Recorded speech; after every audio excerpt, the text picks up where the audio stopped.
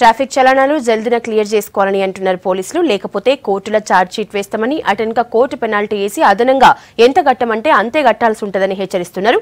పెండింగ్లున్న 30 లక్షల చలనాలు వసూలు చేస్తున్నామని అంటున్నారు. ఇక నుంచి లోక్ అదాలత్లు ఉండవని, అందరూ చలనాలు చెల్లించాల్సిందే అంటున్న traffic DCP Ranganath Kishore face to face.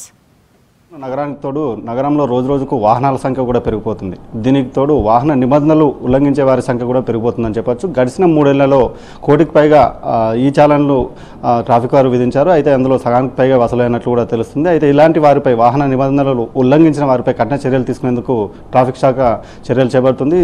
ప్రస్తుతం మనతో డీసీపీ రంగనాథ్ గారు ఉన్నారు. చెప్పండి సార్, ఇప్పటివరకు పెండింగ్ చాలన్స్ ఎంతవరకు ఉన్నాయి, ఎంతవరకు వసూలయ్యాయి? రైట్ అండి. ఇప్పుడు మనకి మొత్తం కూడా అంటే హైదరాబాద్ కమిషనరేట్ పరిధిలో చూస్తే రోజు అరౌండ్ ఒక 10,000 చలాన్స్ దాకా మనకి అంటే పోలీసు వాళ్ళు విధించడం జరుగుతుంది అనమాట. అంటే ట్రాఫిక్ ఉల్లంఘనలకి కలెక్ట్ అయ్యేది వచ్చేసి అరౌండ్ 7,000 నుంచి 8,000 దాకా రోజు కలెక్ట్ అవుతుంది. అంటే మనకి ఆ 2,000 డెఫిసిట్, అంటే మనకి ఎక్కువ విధించడం, కలెక్ట్ చేయటం కొంత తక్కువ ఉండడం తోడు 2,000 అనేది మనకి అది అక్యుములేట్ అవుతూ అట్లా మనకి దాదాపు ఇప్పుడు 30 లక్షల పైన మనకి చలాన్లు పెండింగ్ ఉన్నాయన్నమాట హైదరాబాద్ కమిషనరేట్ పరిధిలో.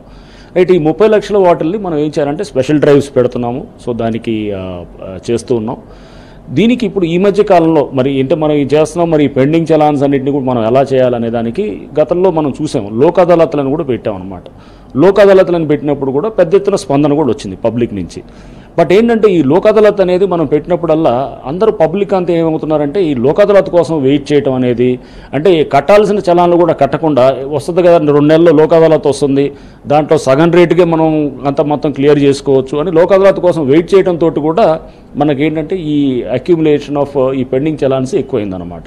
సో అందుకోసం మనకి పెండెన్సీని తగ్గించడానికి ఇక మీద మేము లోక్ అదాలత్లో కూడా ఎటువంటి పరిస్థితుల్లో ఈ ట్రాఫిక్ చలాన్స్ని సగం రేట్ అనేది అది ముందు ఉండదు అనమాట.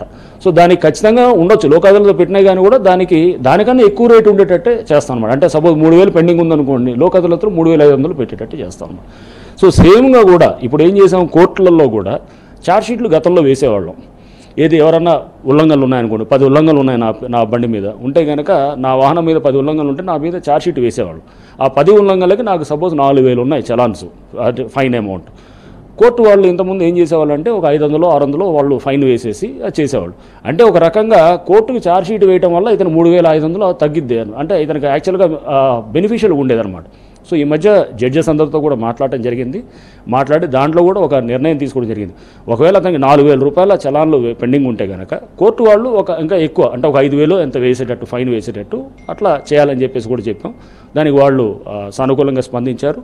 ఇంతేకాకుండా పెండింగ్ చలాన్స్ ఉన్న వాళ్ళని ఊరినే ఛార్జ్ షీట్లు వేయడంతో పాటు వీళ్ళకి ఏంటంటే పట్టుకున్నప్పుడు చూద్దామని అనుకుంటున్నారు. పట్టుకున్నప్పుడు కట్టాల్సిన అమౌంట్ ఎట్లా 4,000 ఉంటే అదే కడతాం కదా, ఏమైంది అనేటటువంటి భావన ఇప్పుడు జనరల్గా ఉంది. సో దీన్ని మనం ఒక డిటరెంట్గా ఉండటం కోసం ఏం చేసామంటే ఛార్జ్ షీట్లో వేసి ఎక్కువ, దీనికంటే ఉన్న చలాన్ అమౌంట్ కన్నా ఒక 1000 ఎంతో ఎక్కువ కలెక్ట్ చేసేటట్టు, ఇంతేకాకుండా వాళ్ళ కౌన్సిలింగ్ కూడా పంపించేటట్టు. అంటే ట్రాఫిక్ కౌన్సిలింగ్ సెంటర్ ఇప్పుడు ఏదైతే డ్రంక్ అండ్ డ్రైవింగ్ ఇస్తున్నామో మనం, వాళ్ళు కౌన్సిలింగ్ సెంటర్ చుట్టూ 2-3 రోజులు తిరగాల్సి వస్తుంది అనమాట.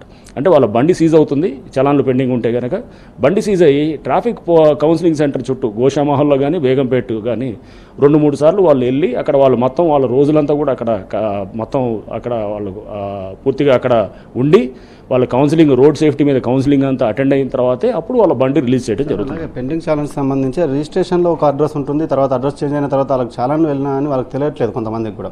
దీనికి సంబంధించి ఎలాంటి చర్యలు చేపడితే బాగుంటుంది? దీంట్లో కూడా ఉందండి, ఆర్టీఏ వాళ్ళతో కూడా మనం డిస్కస్ చేయడం జరిగింది. ఇదేంటంటే కొంత చట్టంలో ఉన్న చిన్న లూప్ హోల్స్ని వాళ్ళు వాడుకుంటూ ఏమవుతుందంటే ఈ వాహనాల్లో ఓనర్ ఒకడు ఉంటాడు, స్వాధీనంలో అంటే పొజెసర్ ఇంకొకటి ఉంటాడు. అది ఎందుకంటే ఈ second hand, third hand bikes అది చేతులు మార్చడం అనేది, అంటే లెటర్ మీద కాగితం మీద రాసుకొని అమ్మేసుకుంటారనమాట. యాక్చువల్గా రిజిస్ట్రేషన్లో మార్చుకోరు అనమాట. రిజిస్ట్రేషన్ పాత అతని మీద నడుస్తుంటుంది, చలాన్లు పాత అతనికే వస్తుంది. సో దాన్ని కూడా ఇది ఆల్రెడీ ఆర్టీఓ వాళ్ళతో మాట్లాడడం, వీలైనంత వరకు దాన్ని సింప్లిఫై చేసేటట్టు చేసాం.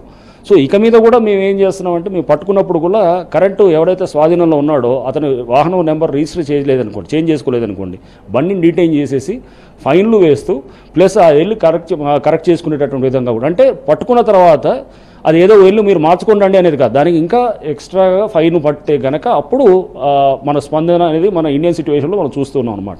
సో అది చేసేటటువంటి విధంగా ప్లాన్ చేస్తాం సార్. అలాగే పెనాల్టీ విధించడంతో పాటు ఈ డ్రంక్ అండ్ డ్రైవ్లో ఒక రోజు 2 రోజులు జైలు శిక్షలు ఉన్నాయి, అలాంటివి చేస్తే ఇంకా ఏమైనా ఎఫెక్టివ్ ఉండే అవకాశం ఉందంటారా? అలాగే కోర్టుకు వెళ్తే అలాంటి పరిస్థితి ఏమైనా వచ్చే అవకాశం ఉందంటారా ఈ ట్రాఫిక్ నిబంధనలకు సంబంధించి? రైట్. ఇప్పుడు మనకి మీరు అన్నది కూడా 100% కరెక్ట్. అది ఇప్పుడు ఏం చేస్తున్నామంటే డ్రంక్ అండ్ డ్రైవింగ్ ఒక్కదానికే మనం జైలు శిక్షలు పంపిస్తున్నాం, అది వాళ్ళకి జైలుకి వెళ్తున్నారు. ఇంతేకాకుండా డ్రైవింగ్ లైసెన్స్ లేకుండా ఎవరైనా దొరికితే 1 రోజు 2 రోజులు పంపిస్తాం. వీటికన్నా సీరియస్గా ఇప్పుడు మనం తీసుకునేది అంటే ఓవర్ స్పీడింగ్ అనేది తీసుకుంటున్నాం. ఇప్పుడు ఓవర్ స్పీడింగ్ అనేది చాలా సీరియస్ అంశంగా హైదరాబాద్లో ఉంది. మన ఈ మధ్య మనం చూసాం, ఆంధ్రాకి సంబంధించిన మినిస్టర్ గారి సన్ కూడా ఆయనకు already pending challans over speeding 3-4 pending ఉన్నా కూడా మళ్ళీ అంత 200 కిలోమీటర్ స్పీడ్ తోటి వెళ్ళి ఆయన యాక్సిడెంట్ చేసుకోవటం, చనిపోవటం కూడా మనం అందరం చూసాం.